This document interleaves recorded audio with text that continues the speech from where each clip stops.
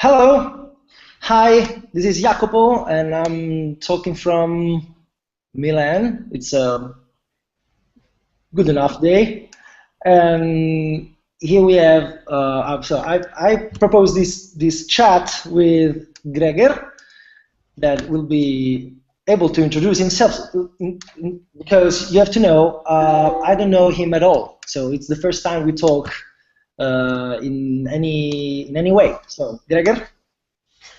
Thank you, Jacopo. Yes, indeed. So I was very happy to get this invitation to have this chat. I work as a consultant in Capgemini. I'm based in Malmö in Sweden, which is, well, if we look out of the office windows, we see Copenhagen. Yep. And what do? I work with mostly agile. So agile software development, coaching on that, and I work with e-health. Okay, nice. So the format will be this. We will have 3 questions each to the other, and 4 minutes per question and answer included. So you're my guest, so please start on. What's your first question about link contracts? Yes, I prepared a little picture just to make it easier to read the question.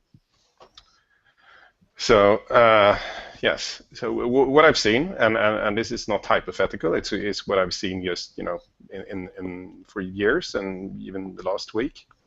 Many customers, and by customer I mean the person holding the budget, they want to buy their software development in an agile or lean manner, but then there is a purchasing department, and they have their routines, and their routines say that we need to know how much we pay, we need to know what we get, and I guess the question is how do we help them to break the pattern? Well, I prefer to play humble here and just tell what was my experience when it was successful.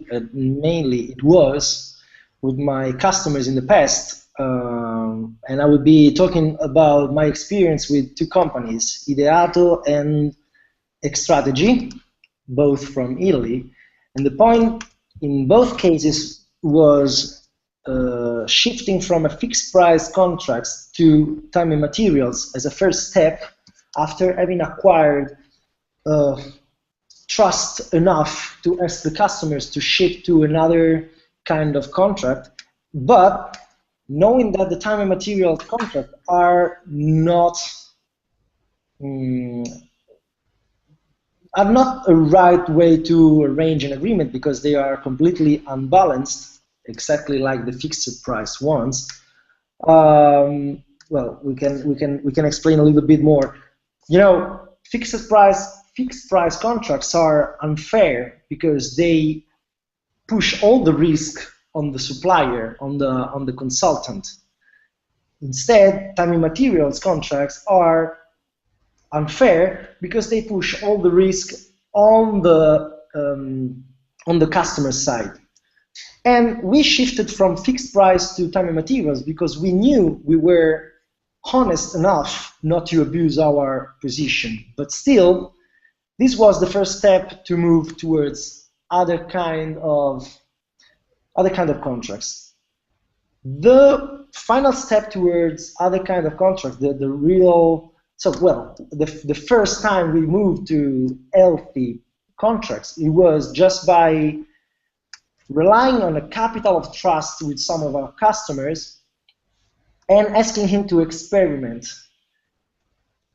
Also, given that those contracts were made to be trustable from the very start, so it was very easy to exploit that capital, to capitalize them, to improve the value of the relationship even more. And this was the first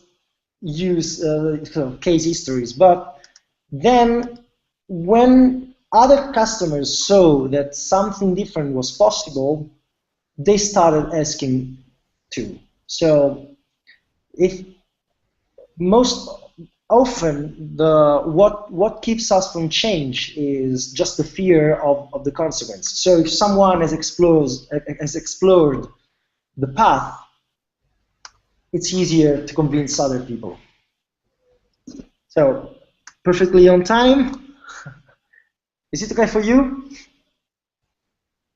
Okay, so to summarize, you say that you have to build trust over time.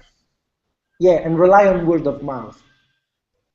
There's no algorithmical way to convince the next one. So I will start with my first question. 4 minutes running. Well, the first is, what about the problems you faced in your last, say, 5, 10 years with contracts? What are the typical patterns or anti-patterns of collaboration you saw emerge and consolidating? Okay. An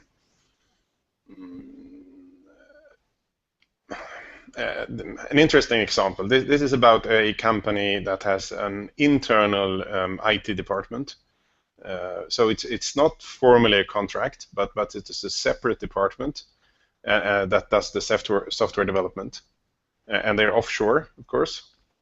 And the in the agile and lean method, you want to measure the value that is delivered by the IT. But in this case, they were only responsible for software development, and that made them very desperate to be measured on things they were responsible for. So how much code they delivered, or how many change requests they delivered, etc. Regardless of if there was acceptance or not from the receivers. And this I think is one of the biggest anti-patterns I've seen so far. How we solved that was that we made an agreement that we would measure both the things that they could control, their own output, and the things that really matter, the business value. So at least that they could show that they were at least trying, even if, I mean, sometimes you can't deliver because you have done a crap job, but other times you can't deliver because the receiver is quite ready to ask for things, especially when it's an internal development. They're not paying for it. And then when it's delivered, it's delivered as a gift, and I find that the gift is not valued as much as it should be. Okay, and how do you measure that value? How do you measure it? Yeah, the measuring of the value of what you deliver is often very tricky. In this case, it wasn't that hard, because they had very tight control over what their IT was producing in terms of money, because each thing they did in IT helped them automate more of their processes, and they had a good knowledge of, okay, these 1,000 cases automated corresponds to this much money saved. So in this case, that was unusually easy. Okay. What about the hardest case? Yeah, well, let me tell you about other anti-patterns. What we find a lot is that regardless of the customer relationship, many customers want to buy fixed price. Mm-hmm. And this has two very negative consequences. Number one is, I don't know what you think, but in my mind, the average change rate in a project per month is between 1% and 5%, which means that in a 6-month project, if you have a fixed scope in the beginning, it's changed about 50% is changed at the end of the project. Yep. And So some companies say, okay, we agreed to a very low fixed price because they know there will be changes, and then they charge money for the changes, Yeah. which makes the customer, they're kind of buying they don't know what they buy. They think they're buying at a low price, but they're actually buying at a very high price. Yeah. So that's an anti-pattern, and it surprises me that the customers can fall for that again and again. But of course, it depends on what is the relative strength between the supplier and the customer. Yeah. And, Thumbs up. Your question. okay, so my next question is this. Let me start the timer. Voila. Okay, so much development, as I said, is done in-house without a formal contract. And how do you think that, I mean, even though you're an internal supplier and you don't have a formal contract, how do you maintain a healthy relationship between yourself as a supplier and the other people in your company as a customer? Well, I got a very non-technical answer here because I believe in all the most healthy contracts I worked with are a direct reflection, a direct consequence of this belief. I believe that the only metric of value, so well, the most comfortable metrics of value that we can use are those that are on the perception, on how value you perceive you're getting. It's something that happens every time you buy something. We don't buy this mug for what is its cost, but for what is its value for us. And the value of an object or of a service for us is influenced by so many fuzzy factors that I don't believe that any analytical metrics can help us in deciding what's the value. What I know is that the value of what you're delivering is not to be linked too rigidly with its costs. So, and instead, in the IT, we keep on linking costs and pricing too rigidly. So, to answer your question, how can I keep an healthy relationship is very synthetical, and it means nothing and everything at once. I'm sorry. Because as long as you deliver what is perceived to be worth what they are paying for, that's okay. Paying for by money, by effort, by time waited, by hassles, by problems faced, by anything negative that your customer must face to get your deliverable should be less than what they get. And that's the point, and that's the reason why I tried in the time to structure contracts that are based on perceived value instead on analytical costs or analytical measures of concrete value, functional value, or whatever. I completely gave up linking the costs from the pricing and I started asking the customer, well, this is what I'm bringing to you. This is what I'm asking to you. If you think it's worth what I'm asking you, get it, give me the money, and let's reiterate. The trick is in adopting a few heuristics that can keep this loop sustainable in time. The whole point of contracts is enabling practices to keep the system stable without providing analytical rules to make things happen. My time is up. Well, your time is up. Our time is up. I go with the second question. And the second is, you talked about fixed price contracts, even formally, even informally, not formally written, but used internally within companies. And one question that I've been asking myself a lot during these years, and I'm asking to you now, is why the hell people is so attached to the fixed price contracts? What are the needs that fixed price contracts are supposed to address, and I'd say they fail to address? Yeah, that's a very good question. So, going back a step, I think that lots of modern project management, especially the more formal methods, waterfall methods, were developed as a result of operational research done in the Second World War and as a result of the building boom in post-war Europe in the 50s and the 60s. In that time, we had 80–90% of things being built were greenfield buildings, and it was easy to kind of standardize the cost for a building, especially if you do hundreds of identical buildings.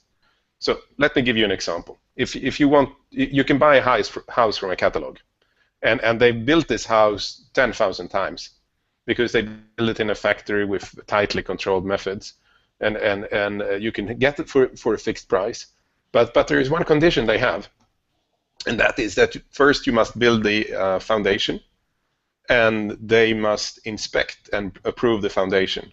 And if they don't approve of it, they don't deliver the house. But the house is on a fixed price. Why can't they do a fixed price for the foundation? Because as soon as you start digging, no one knows what's in there. So I think the history of being able to successfully do fixed price contracts in other industries, for instance, is one reason. And in some parts we have very standardized things in IT that you can go to a cloud provider and you can buy storage or bandwidth or processing power for a fixed price. Standardized products that are available on tap on the open market. And that also makes it easy to think that if some things can be bought for a fixed price, then maybe everything could be bought on a fixed price. So history and the reasoning by analogy. But then I think the third thing is that there is a lot of uncertainty. And you, as a company, you might have hundreds of projects, but the one person buying the project on his budget, there is only one or two projects.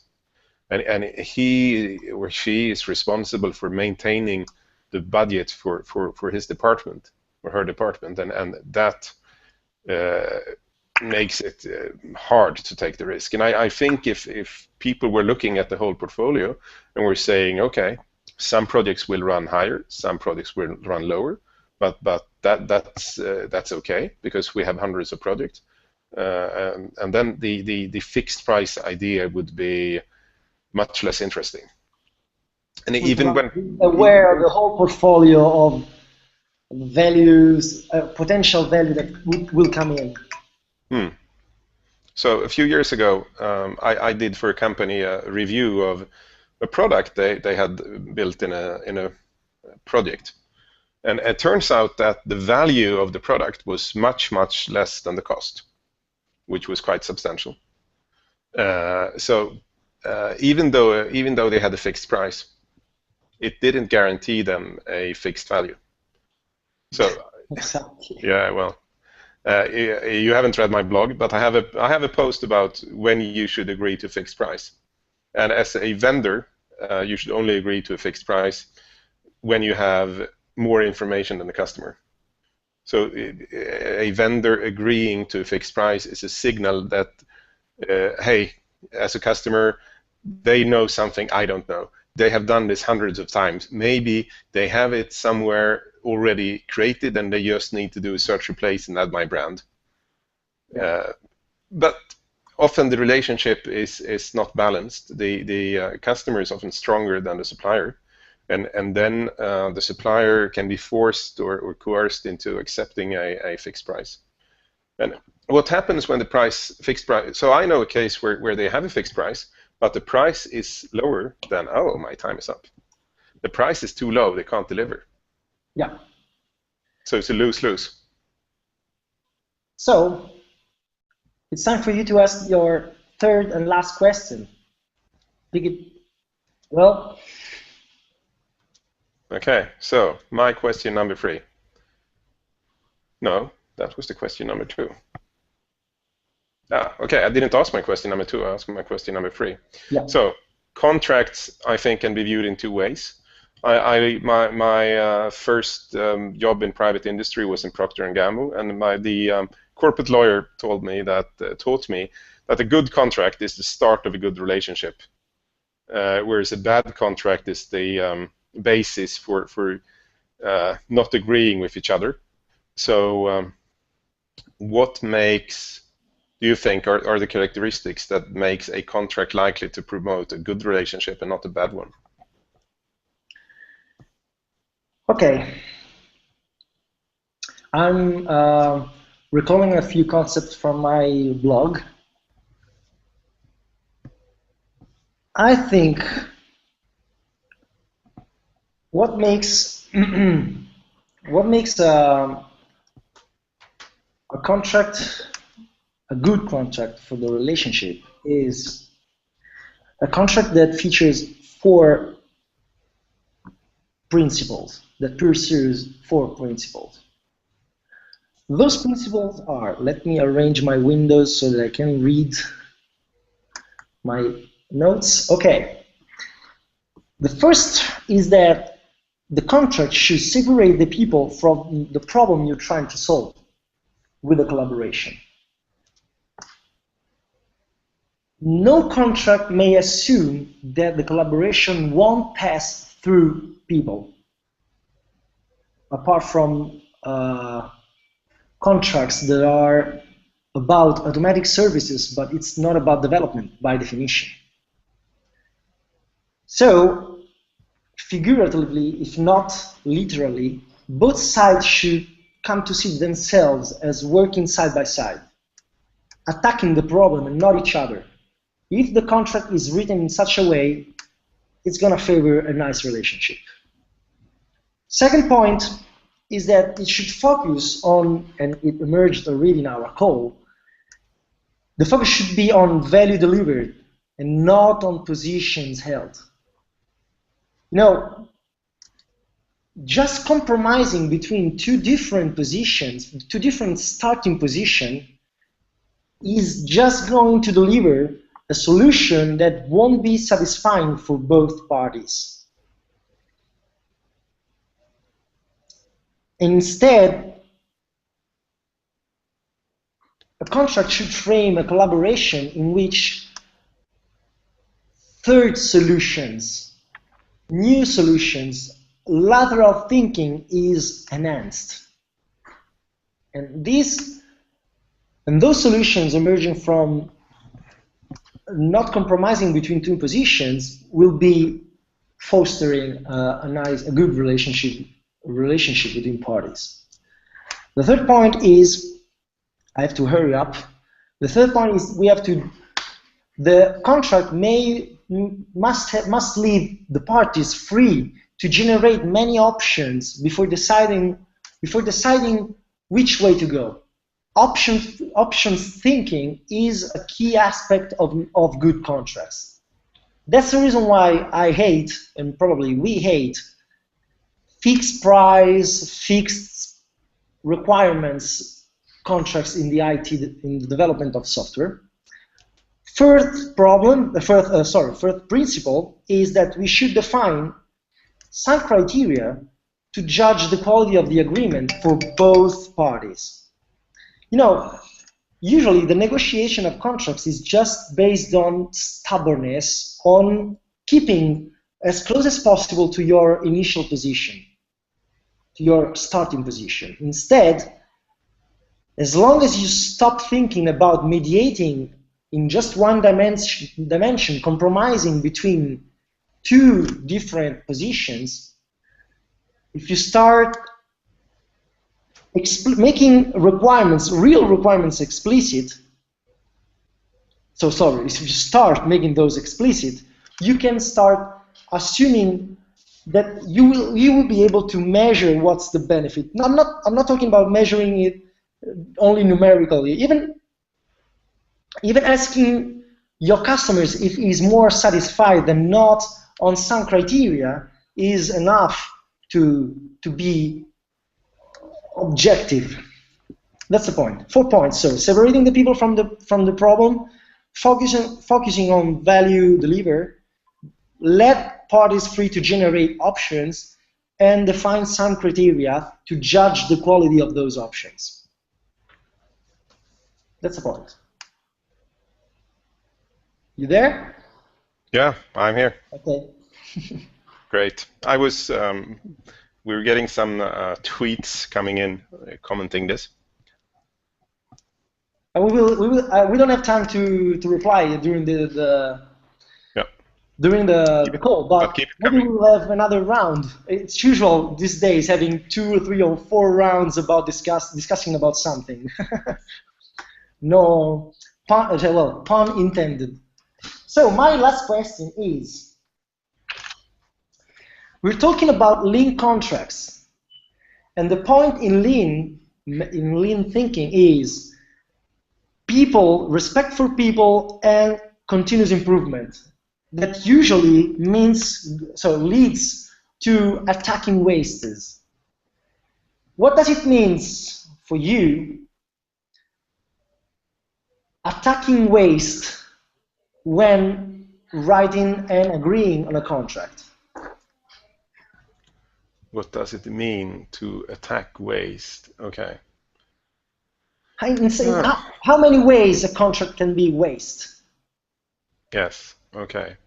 The number one way that a contract can be waste is that when it leads to something being delivered or even not delivered, that is not the intention of the parties that are.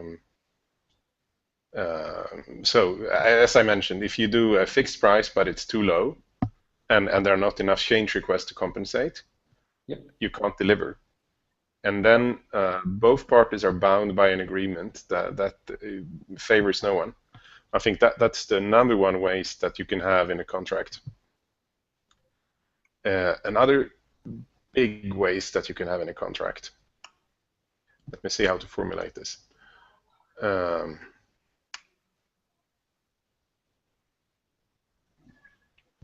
Is when you